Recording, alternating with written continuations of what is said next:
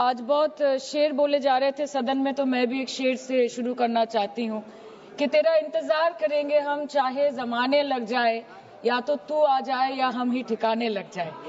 तो सर, आज भी बीरेन्द्र सिंह जी बीजेपी वाले बोल रहे थे कि 1960 से हजारों रिफ्यूजीज मणिपुर में घुस के बैठे हैं, 2001 का सेंसस रिव्यू करना है और डिलिमिटेशन से पहले एनआरसी लाना है। मतलब आपको कुछ सुधारना नहीं है, आपको बस और बिगाड़ना है। कि जिंदगी यूं भी गुजारी जा रही है जैसे कोई जंग हारी जा रही है, जिस जगह पहले के जख्मों के निशान हैं, फिर वहीं पर चोट मारी जा रही है, फिर वहीं पर चोट मारी जा रही है। इसलिए आपके माध्यम से इस सरकार से मेरी यही अपेक्षा रहेगी कि मणिपुर के हालात में सुधार लाए, वातावरण में संतुलन लाए, पहले अपने देश के लोगों को मित्र बनाए, फिर जाके विश्व बंधु कहलाए जाए। सुश्री सयोनी घोष। धन्यवाद अध्यक्ष महोदय, आपने मुझे बोलने का मौका दिया।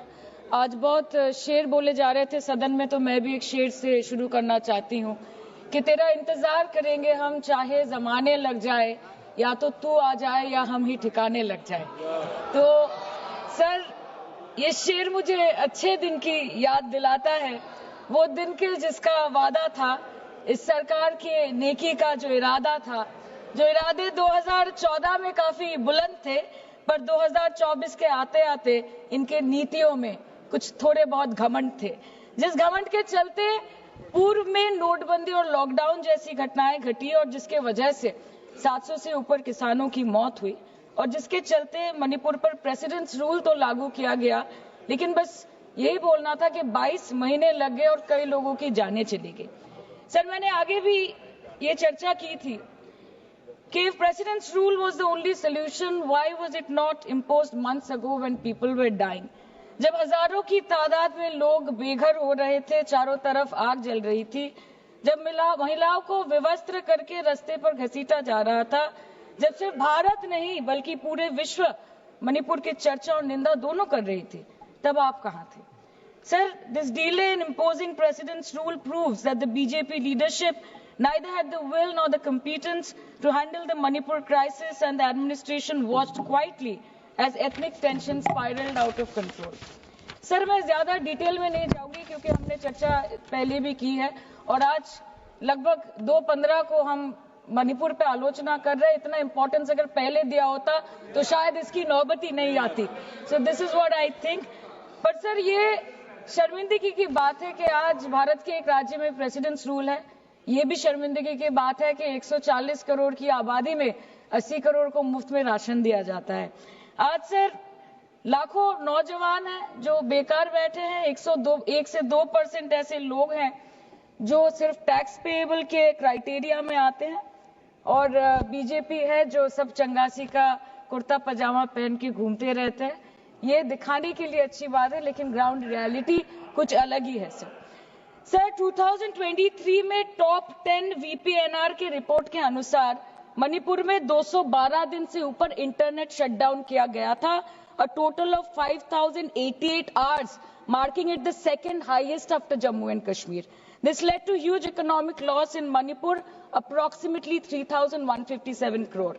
The economic blockade in Manipur, affecting the two main national highway, lasted for 66 days, with rough estimates of loss of around 250 crore per day, which is a whopping rupees 17,000 crores in over 2 months. Over 67,000 people were forced to leave their homes and cramped up in only 360 relief camps. Nearly 12,000 people fled to Mizoram. Approximately 7,000 people sought refuge in Nagaland, Assam and Meghalaya. Over 1,700 people taken refuge in Kachhat district as of June 2024. और ये सब तो sir registered official figures है, न जाने unregistered official और कितने बेघर लोग होंगे जो दूसरों के घर में रह रहे हैं, शायद दूसरे राज्य में रह रहे हैं, दूसरे देशों में रह रहे हैं। ये इसीलिए हुआ है सर क्योंकि मणिपुर की सरकार, डबल इंजन सरकार ने, उनकी मंशा ये नहीं थी कि वहां के लोगों को शुरू से प्रोटेक्शन दिया जाए, कि उनको शुरू से रिलीफ दिया जाए। अगर वही होता तो 22 महीनों से इन्होंने मणिपुर को जलने ना दिया होता। सर, मैं 2 मिनट में खत्म करूंगी।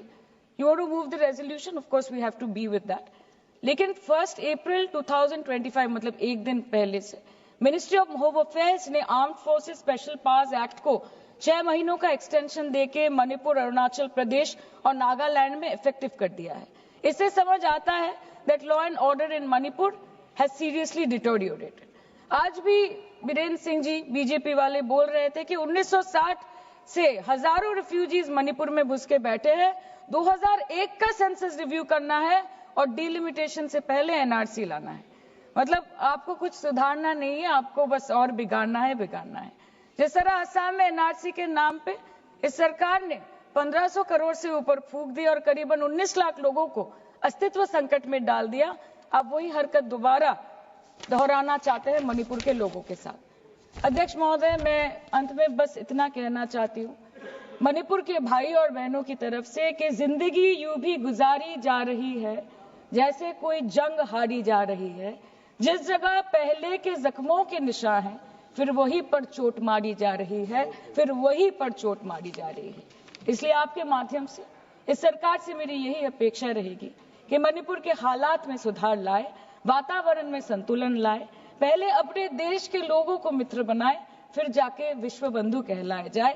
That the home minister and the prime minister should work overtime and step outside their comfort zone to address the needs of the people and restore normalcy at the earliest in Manipur. Thank you, sir. Thank you.